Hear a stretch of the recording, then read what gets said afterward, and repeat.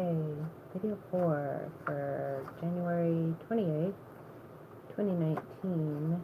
And as always, I'm going to start out by saying that the full disclosure is on the January 22nd videos. I cover it pretty well on all the I can't it's like January 22nd videos 1 through 3. And in the meantime, I'm not a counselor, so you're watching at your own risk.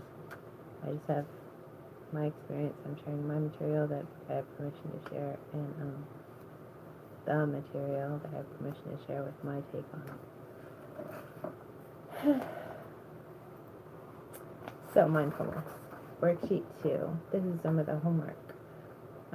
What we did on this one was, and I think it goes with stuff. I'm sure it goes with stuff.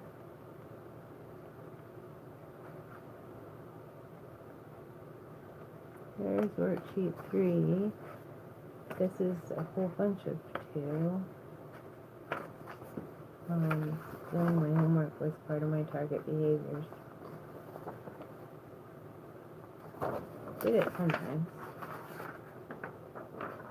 not others. Okay, worksheet 2. Apparently it's a standalone. What are judgments? So there's so much confusion. We just would go back and forth every time judgment came up as the topic, because it's like you want to have good judgment, you don't want to have poor judgment, but then we don't want to be judgmental. And I just think of, like, in massage we learned that health, you're not either healthy or ill. There's like this midpoint where you're going back and forth, and then you can go over towards, that's where most of us hang out all the time, is in this midpoint. And we can go over towards extreme health, we can go over towards disease, but most of us are in this. But you can pass back and forth between these 2 points on the line before you actually tip over into either side. And so I think judgment is the same way, and the way that racism can tip over, like being able to recognize your mom versus a predator like a bear or tiger or something is probably genetically wired into us, but when it tips over into being judgmental and fearful and stuff, then it becomes unhealthy. I don't know. So these were things that we talked about quite a lot, like what's the difference between being judgmental and being judgment, and I don't know that we ever came up with an answer in any of the groups that I was in. So I'm just going to read this. Practicing non-judgmental stance. So the stance is just your mental attitude. It's like, these are my parameters, and this is how I'm looking at this from inside these parameters. That's the box. Then you can decide to look at it from outside the box too, but the key is knowing where you're at as far as, I suppose, box placement. So what are judgments? Describing things as good or bad, valuable or worthless, smart or stupid, terrible or wonderful, beautiful or ugly, etc. So that or thing, it sets it up for a judgment. Dialectical is more like an and thinking, which takes practice. Describing how things should or shouldn't be. I always say, don't should on yourself. So you say, I could. Describing by comparing or contrasting. And all of these things are useful sometimes and non-useful sometimes. Usefulness of judgments. That's the next thing. They allow for quick descriptions by creating simple categories. They're fast shorthand for describing preferences and consequences. They let you respond quickly in dangerous circumstances, or where you don't have a lot of information. I think that list is like a lot longer. Problems with judgments. They often distract from reality. Judgments may replace facts. When we judge, we often stop observing. And judgments tend to feel negative, feed negative emotions, anger, guilt, or shame. Positive judgments are fragile. Anything judged good can also be judged bad. And steps for letting go of judgments. Practicing noticing judgments. Keep account of judgments. Ask yourself, do I want to be judging? Is the judging helping me or hurting me? And this is in each situation where you might find yourself judging. It's like, do I want to be judging in this instance? Is it helping or hurting me? And then you can either keep going with what you're doing or how you're feeling, or you can change, or, replace judgments, if you decide to replace a judgment, with statements of preference, like I like, I prefer, or I wish. Statements of consequences, like this is helpful or harmful for, this is effective or ineffective for, type statements. Statements of fact, this thing happened in this way at this time.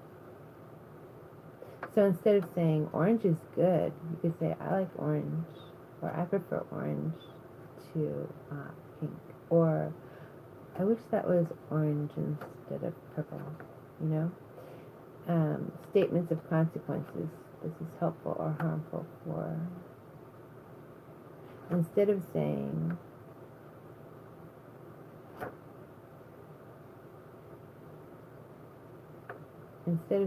it's bad to go through stop signs, you could say stop signs are helpful to let us know when we should stop and when we should go. They can cost you a ticket, though, if you don't pay attention and run through the stop sign. It's ineffective. Stop signs are basically ineffective for stopping someone trying to rob your house, though they don't do any good at all at that. They're good for letting people know when they need to stop and be cautious about their car and about other traffic coming. They're not any use at all for stopping a robber. Unless the robber is like looking behind them and they run into the stop sign, then they would be effective for that. Statements of fact. So anyway, we get the idea of what it is. Practice accepting what is, facts, preferences, consequences, and letting go of the judgments. Let the judgments drift away. Remember, when the judgments don't drift away, don't judge your judging, because they won't just drift away. That's kind of hilarious. I mean, just considering all the stress and distress that that particular concept brought up every single time. They're not going to just drift away. Okay, so here we are at practice non-judgmental stance again.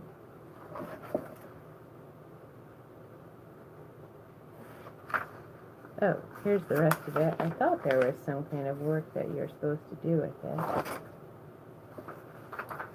So the worksheet, practice non-judgmental stance. Practicing non-judgmental stance. It says, the one where, what are judgments? Usefulness of judgments, problems with judgments, steps for letting go of judgments that we just did. Here's the second part of it. So 1, identify a judgment about yourself, someone else, or some situation. 2, describe your reasons for letting go of this judgment.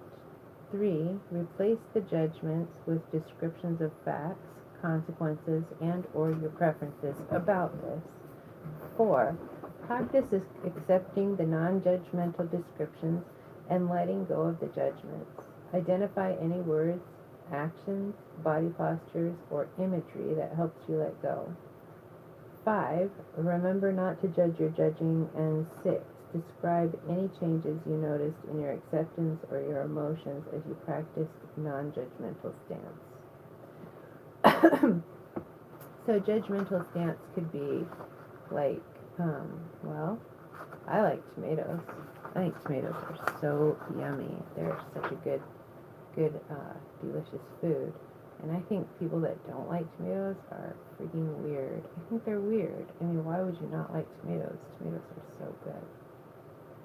So that kind of would limit the amount of people that you could interact if you're going to think that people that don't like tomatoes are weird. They're so weird I can't even hang out with them. I can't hang out with people that don't like tomatoes. So the reason, then that's your judgment. Your judgment is that you like tomatoes so much that you can't even hang out or be in relationships or have, comfortable interactions with people that don't like tomatoes. So the reasons then for letting go of this judgment might be that it limits your social ability to interact with people because, if you go up to someone, your first question is, do you like tomatoes or not like tomatoes? They're like, well, I don't like tomatoes. And you're like, I can't hang out with you. I mean, what that limits your ability and the range of people that you can interact with if you're going to base your whole scene with them on whether they like tomatoes or not. So replace the judgment with descriptions of facts, consequences, and or your preferences about this. So the consequences are that maybe most people and the majority of people don't like tomatoes, and then you're just left twiddling your thumbs, can't hang out. And so the preference might be, maybe not, to figure out a way to modify. If you can't modify the situation, then either accept it or modify your own behavior. So you would have to modify your own preferences with tomatoes. Maybe you'd be like, well, what if it's okay if I don't like tomatoes, and it's okay if they like tomatoes as long as they don't try and make me eat tomatoes. I can handle being around them. And, or maybe it's even more than that. Like, maybe just, like, looking at someone eating tomatoes freaks you out so hardcore. So you maybe be like, well, I can't be around them while they're eating tomatoes, but maybe I could be around people that don't like tomatoes in non-food situations. So you would just be like, modifying your judgmental stance a little bit. Because what would be the consequences if you decided to be around people that like tomatoes if you're in a non-food situation? I mean, there might be something threatening about that, but I would think that there wouldn't be too much going on.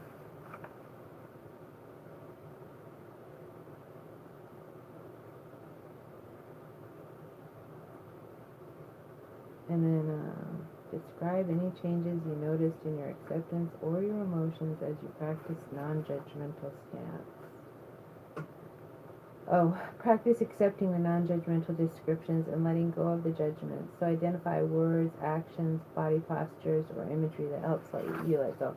So maybe, just taking that stance of being around non-food situations with the tomato likers, and if they start reaching for tomato and you can feel yourself tense up, just, be like, just remember, relax your body and be like, I can leave this tomato situation if I need to. Anyway, that's the homework on non-judgmental stance. I'm sure there's better ways of coming up with a judgmental, non-judgmental stance, but I don't know. I can't think of one right now. About judgment. What exactly does it mean to judge an observation? Observation equals, I notice this example. Example of an observation, I notice that I'm feeling sad. Observation and description, an example of observation and description. I notice that the corners of my mouth are turned down. My jaw muscles are tense. My eyelids seem heavy. I notice that I'm tired and I feel like I could cry.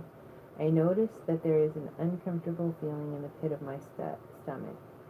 Judgment comes in then to the situation, and instead of observation, I notice I'm feeling sad, observation with the description, noticing the physical and emotional changes going on.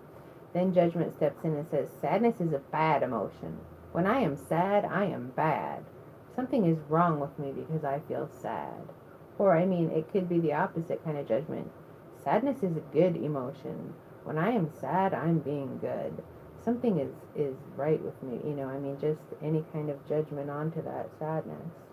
So non-judgmental stance then about the sadness would be to say to yourself, sadness is an emotion. It's not good or bad in and of itself. The fact that I exhibit the symptoms I associate with sadness does not make me a bad person or a good person, nor is experiencing the emotion a good or a bad thing. It simply is. Right now, I am experiencing sadness. That's all. It's okay to feel sad. Possible results might be, when I judge the sadness, I'm more likely to react negatively to it by acting out with destructive behavior. When I do not judge the sadness, I'm more likely to experience the emotion until it dissipates.